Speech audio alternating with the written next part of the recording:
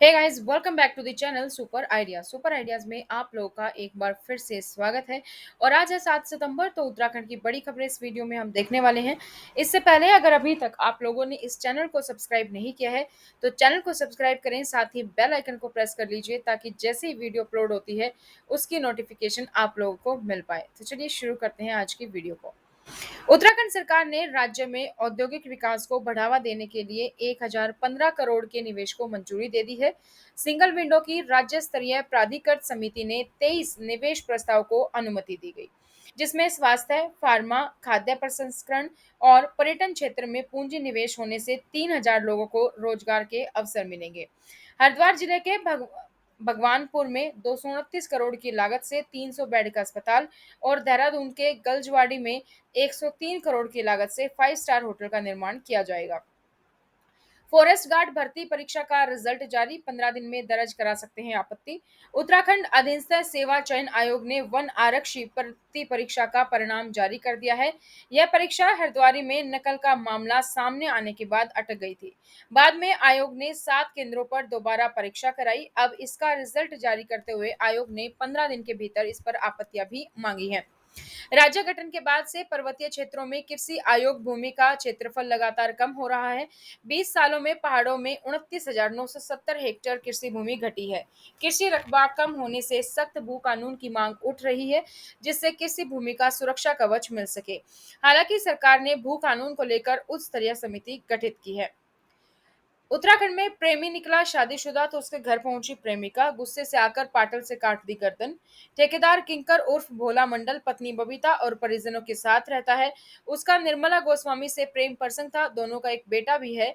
निर्मला अपने बेटे के साथ किराए पर रहती थी और किंकर के शादीशुदा होने की जानकारी के बाद से महिला का उसके साथ विवाद चल रहा था। सोमवार को 25 नए संक्रमित केस उत्तराखंड में मिले। देहरादून में टीके के लिए स्लॉट बुकिंग की व्यवस्था खत्म कर दी गई है और पिछले 24 घंटों में एक भी मरीज की मौत नहीं हुई है, जबकि 35 मरीज ठीक होकर घर पहुंचे। एक्टिव मामलों की बात करें तो 379 एक्टिव मामले अभी उत्तराखंड में फिलहाल हैं। छात्र संख्या के हिसाब से उत्तराखंड के सबसे बड़े डिग्री कॉलेज में सोमवार को अफरा तफरी का माहौल देखने को मिला, जहां छात्रों के दो गुटों में मारपीट के बाद विवाद इतना बढ़ गया कि पुलिस को लाठियां भांजनी पड़ी। लाठियां खाकर छात्र इधर उधर भागते नजर आ रहे थे। यह मामला राजधानी देहरादून के डीएवी पीजी कॉलेज का है, जहां किसी बात को लेकर छात्रों के दो गुटों में रविवार देर रात मारपीट हो गई और इसी को लेकर सोमवार को भी कॉलेज में माहौल गर्म नजर आया। यहां पुलिस फोर्स तैनात रही और सोमवार को कॉलेज खुलने के बाद दोनों गुटों के छात्र लाठी डंडों के साथ परिसर में दिखाई दिए। उत्तराखंड में कर्मचारियों के हक की लड़ाई के लिए बैठक शुरू हो चुकी है। 18 सूत्री मांगों को लेकर प्रदेशव्यापी आंदोलन जारी है। उत्तराखंड अधिकारी कर्मचारी शिक्षक समन्वय समिति के आह्वान पर यह चरणबद्ध आंदोलन शुरू हुआ है। रविवार को आंदोलन को चतुर्थ वर्गीय राज्य कर्मचारी महासंघ ने पूर्ण सहभागिता का ऐलान कर दिया था। चारधाम तीर्थ पुरोहित आंदोलन यात्रा शुरू करने की मांग को लेकर हक हकूकदारियों ने बद्रीनाथ कूच किया। हाथों में दिखी प्रसाद की थालियां। चारधाम यात्रा शुरू करने को लेकर उत्तराखंड के चारों धामों में तीर्थ पुरोहितों का आंदोलन जारी है। इसी क्रम में आज सोमवार को हक हकूकदारियों ने बद्रीनाथ धाम कूच किया, जिसे देखते हुए बद्रीनाथ पुल के समीप पुलिस ने बैरिकेडिंग लगाई है। इस दौरान बद्रीनाथ धाम कूच कर रहे हक हकूकदारियों को पुलिस ने बद्रीनाथ पुल पर रोक दिया। यहां प्रदर्शनकारियों और पुलिस के बीच धक्का मुक्की की स्थिति बन गई है। जन आशीर्वाद रैली में 2 घंटे देरी से अल्मोड़ा पहुंचे मुख्यमंत्री पुष्कर सिंह धामी जनसभा को संबोधित करेंगे। मुख्यमंत्री पुष्कर सिंह धामी सोमवार को अल्मोड़ा में भाजपा की जन आशीर्वाद रैली में शिरकत करने के लिए पहुंच गए। यहां रेमजे में मुख्यमंत्री रैली को संबोधित भी करेंगे। हालांकि मौसम खराब होने की वजह से मुख्यमंत्री पुष्कर सिंह धामी करीब 2 घंटे की देरी से अल्मोड़ा पहुंचे। देहरादून के नए कप्तान का ऐलान, किसी के दबाव में काम नहीं करेगी देहरादून पुलिस। एसएसपी जन्मेजय प्रभाकर कैलाश खंडूड़ी ने कहा कि उनका ध्यान केवल जनता के साथ प्रेम और असामाजिक तत्वों के मन में डर पैदा करने पर रहता है। इसी को ध्यान में रखकर देहरादून की पुलिसिंग का भी खाका तैयार किया जाएगा। शिक्षा विभाग में प्रभार का गजब गणित, कुछ अफसर रिक्त, कहीं को अतिरिक्त।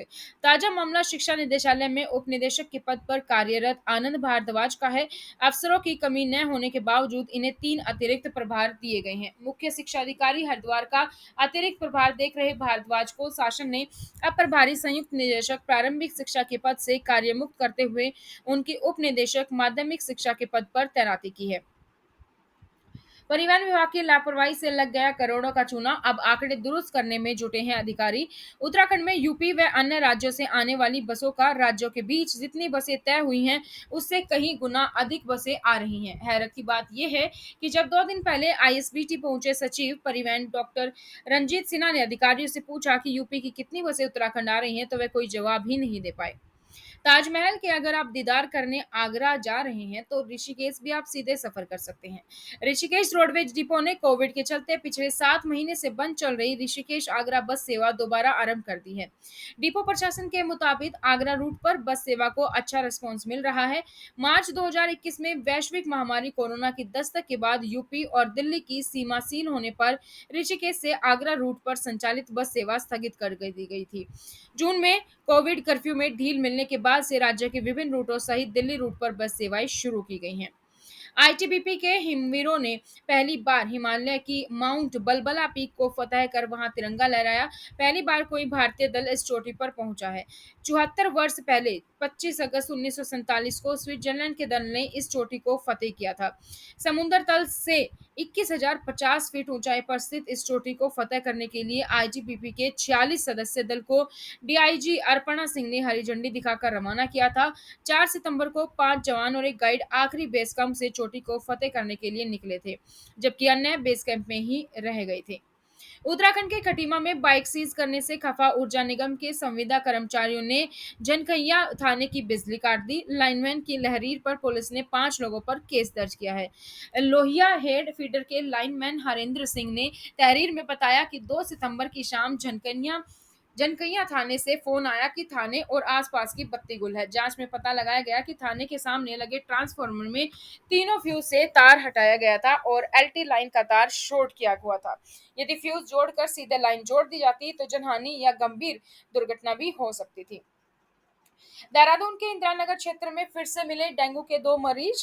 तो अब तक 14 लोगों की डेंगू की पुष्टि हो चुकी है। जिला वेक्टर जनित रोग अधिकारी सुभाष जोशी ने बताया कि इंदिरानगर क्षेत्र से डेंगू के 2 नए मरीज मिले हैं। इनमें से एक 17 साल का किशोर राज्य के गांधी शताब्दी अस्पताल में भर्ती था, जिसे अब अस्पताल से छुट्टी मिल चुकी है और वह स्वस्थ है। उत्तराखंड में एक नेशनल हाईवे समेत 126 सड़कें बंद हैं। ऋषिकेश चंबा हाईवे पर पहाड़ी दरकी। मौसम विभाग की ओर से जारी की गई रिपोर्ट के मुताबिक राज्य के अन्य पर्वतीय जिलों में कहीं कहीं तेज गर्जना के साथ आकाशीय बिजली गिरने की संभावना है। वहीं पिछले 24 घंटों में राजधानी और आसपास के इलाके में मौसम का मिजाज बढ़ा हुआ है। जन आशीर्वाद रैली में सीएम धामी ने लगाई घोषणाओं की झंडी, बोले उत्तराखंड को बनाएंगे नंबर 1 राज्य। मुख्यमंत्री बनने के बाद पुष्कर सिंह धामी पहली बार अल्मोड़ा पहुंचे। वह वहां कई योजनाओं का लोकार्पण भी किया और देहरादून मुख्यमंत्री धामी के दौरे से लोगों को काफी उम्मीदें हैं। उत्तराखंड में कोविड कर्फ्यू को 1 हफ्ते के लिए एक बार फिर से बढ़ा दिया गया है। अभी कोविड कर्फ्यू मंगलवार सुबह 6 बजे तक के लिए लागू है, लेकिन सरकार ने कोविड कर्फ्यू को बढ़ाकर 14 सितंबर तक कर दिया है। कोविड कर्फ्यू की नई गाइडलाइंस के अनुसार उत्तराखंड आने के लिए पर्यटकों को आरटीपीसीआर रिपोर्ट के साथ ही स्मार्ट सिटी वेबसाइट में पंजीकरण सहित होटल बुकिंग से जुड़े कागजात दिखाने के बाद ही एंट्री दी जाएगी। और अगर आपके पास वैक्सीनेशन का सर्टिफिकेट है, आपने 2 डोज ले ली हैं, तो आप उत्तराखंड आ सकते हैं। उत्तराखंड की सभी सीटों पर चुनाव लड़ेगी समाजवादी पार्टी, अखिलेश यादव करेंगे दौरा। प्रदेश प्रभारी राजेंद्र चौधरी ने उत्तराखंड वासियों को भरोसा दिलाया कि उत्तराखंड राज्य निर्माण का जो सपना देखा गया था, उसे पूरा करने के लिए समाजवादी पार्टी पूरी निष्ठा और ईमानदारी से कार्य करेगी। कोरोना वैक्सीन की डबल डोज लेने के 15 दिन की रिपोर्ट अगर आपके पास है तो आप राज्य में प्रवेश कर सकते हैं। अगर नहीं है तो आरटीपीसीआर रिपोर्ट की जरूरत होगी, जो कि 72 घंटे से ज्यादा की नहीं होनी चाहिए। विवाह समारोह में 50 लोगों के शामिल होने की शर्त लागू है और शव यात्रा में भी 50 लोगों के शामिल होने की जो लिमिट है वो रहेगी। तो ये थी दोस्तों उत्तराखंड से जुड़ी कुछ खबरें। इसी तरीके से उत्तराखंड से जुड़ी खबरों को पाने के लिए अगर अभी तक भी आप लोगों ने इस चैनल को सब्सक्राइब नहीं किया है तो चैनल को सब्सक्राइब सब्सक्राइब करें, साथ ही बेल आइकन को प्रेस कर लीजिए ताकि जैसे ही वीडियो अपलोड होती है उसकी नोटिफिकेशन आप लोगों को मिल सके। तो आज की इस वीडियो में इतना ही दोस्तों, फिर मिलेंगे नई जानकारी के साथ। तब तक बने रहिए सुपर आइडियाज़ पर।